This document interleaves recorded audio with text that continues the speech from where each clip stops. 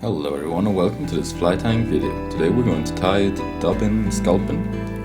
To start off, the hook I have is a Gamakatsu F314 and this a stinger hook here in size 4. To add some weight I'm going to use some double pupil dumbbell eyes. These ones are in Chartreuse and in small. Then for the body and the tail it's going to be rabbit Zonker strip. This one is in purple, but you can go with any natural color that you like. For the belly, to get this really nice Sculpin white shiny belly, I'm going to use some ripple eyes fiber. This one is in UV pearl. And to finish it off, some monster dub. This one is in black. Thread I'm using is Samplify Nanosilk 50 denier in white. So I start right at the eye, go down, back up, and here I want to build up a little base of thread so you don't get your materials or your dumbbell eyes rotating too much. I'm also going to secure this with a whole lot of turns of thread and also with some super glue. The last thing you want with these flies is your dumbbell eyes turning on you once you tied in all your materials. So here, tying this in about an eye length behind the eye, I'm going to tie this in on the upper side, so then the fly is going to ride this way. So a few crossing turns, going this way, then the other one, and important part is to go underneath like this to really tighten these turns. And I'll do this a few times. With the 50 denier you can allow yourself to build up or do a few more turns of thread without building up too much bulk. Now they should be quite secure. And then just going to take a little bit of super glue as well. This one is fulling mill one, really easy to apply with the brush. And I want to saturate the thread here in between the eyes and then on the underside as well. So then I'm secure, or I'm sure that this is secure and won't move once it's done. Then go back to in between the point and the barb, and here we're going to tie in the body material, this ripple eyes fiber. And first of all what you have to do is to make sure that your super glue is dry or you get a whole mess with your body material. So take just a small pinch. You don't need much. We're going to build this up in stages or in 3 parts. And then what I do is to pull this apart and really tear these fibers apart, so I only get about a fourth of the length of the fibers, then tying it in the middle, folding it back, and these fibers tend to stick together once you fold them. Then go up to the middle, and we'll do exactly the same once again, tearing these apart and putting them back together, and then tying this in right in the middle, folding everything back, going towards the front. And here you really don't need much material. This is going to build up bulk anyway with these crinkled fibers, really great for doing that. And then one last time, and here we want to leave a little bit of space right behind the eye so you don't get too close here. Then turning this the other way around. Now we're going to tie with our fly in this position. If you don't have a rotary vise, you just have to switch it up.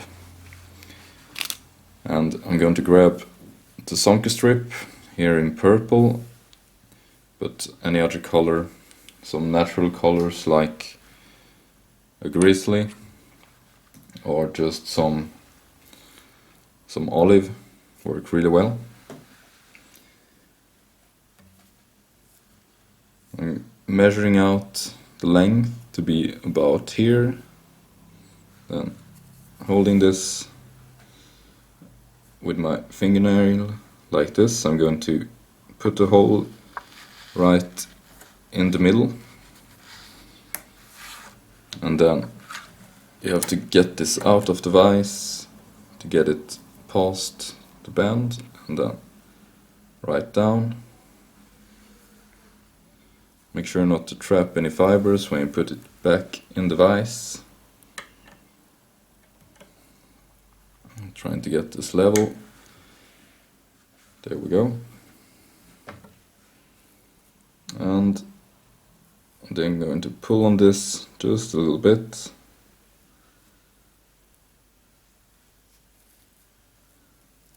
This is the trickiest part, and here I left about a centimeter or so of skin sticking out towards the front to be able to trap down these hairs and building up just a little bit more bulk right here.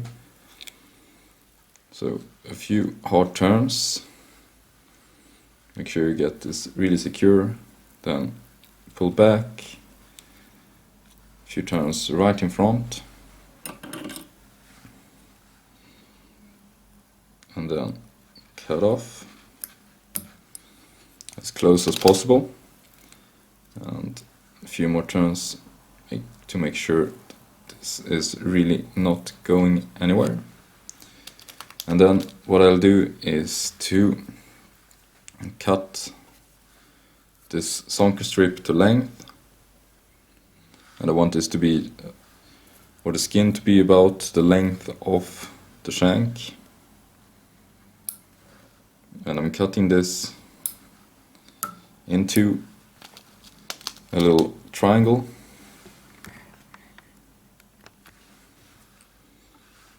There you can see this little point.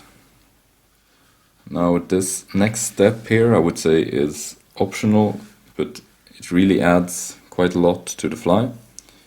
So what I'm going to do is to take this same rabbit strip, and I'm going to use some clips. These ones are from Marc Petitjean. I also have the ones from Stonefo, and these are going to help you with doing a Zonker or a rabbit strip color, as you don't want to have two, or if you would just turn the Zonker strip with the skin and all, you would build up so much bulk right here. Doing it this way with the clips, you're only going to get the hair and not the skin piece underneath. So it's going to trap a lot less water, it's going to be easier to cast. So I've taken here about 4 centimeters or so, and then I'm going to cut the excess rabbit strip off. Then once you have all your hairs nicely aligned like this, I'm going to transfer them to the second clip.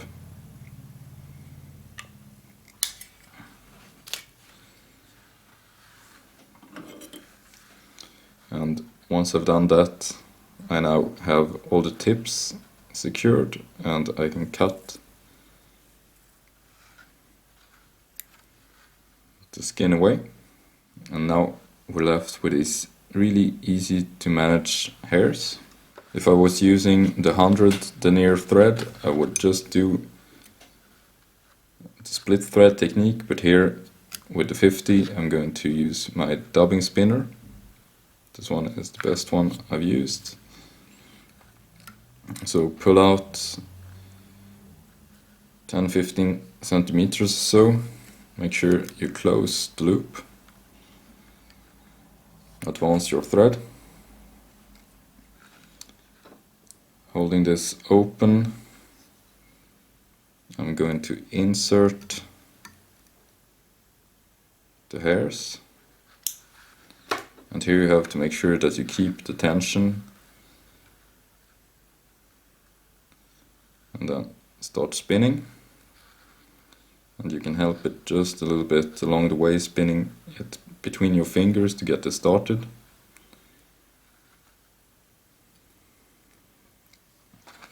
And then spinning this up.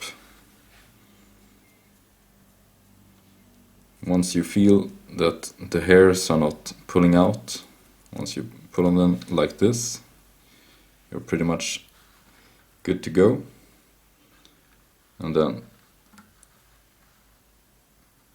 it's a little bit difficult with the camera, but advancing your dubbing loop with all these hairs, pulling them back as you go,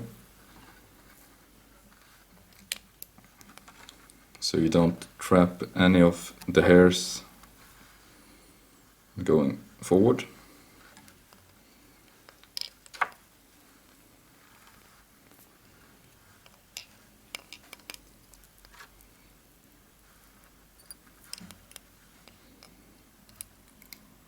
Once you reach the bare thread again, we can tie this off,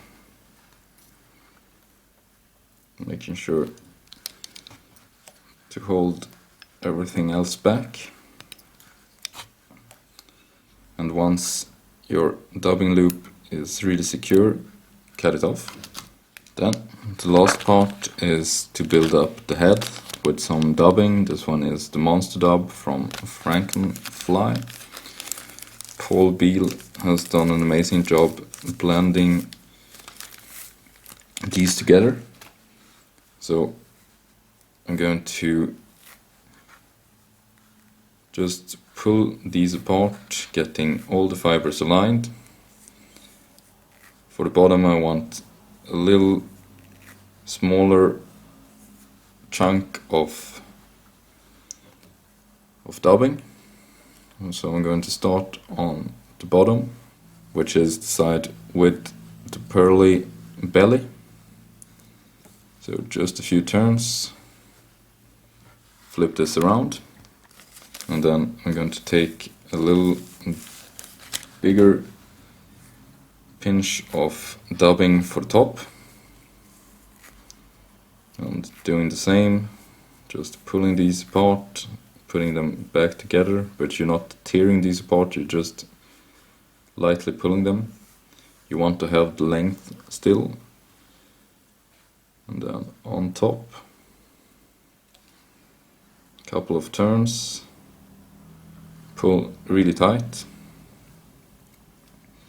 and then folding these back, you want to advance your thread right in between. Get in a few nice turns here right in front, and then whip finish. It's a little bit easier if you're doing it this way. So holding everything back, get a few good turns right in there, pull tight, cut off your thread, and then we're going to cut away a little bit of this dubbing, making sure that you get some fibers laying towards the back, and the other ones we're going to cut off at an angle.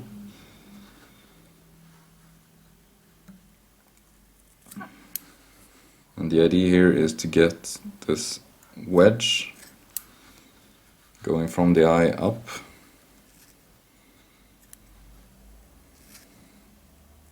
And there we have it, the Dubbin Sculpin. Another variant that you can do is to just add some flash on the sides, if you can see that Here I've just used a little bit of SSS in a color called Rainbow from Hell, and this then going to add some sidelines, but you can also tie it this way, just a little bit more natural colored, not this purple, but if you tie it in like brown or an olive, you can either choose to leave the flash out like this one or put it in for a little more disco effect. So there we have it. Thanks for watching. Don't forget to subscribe if you haven't already. See you next time and happy time.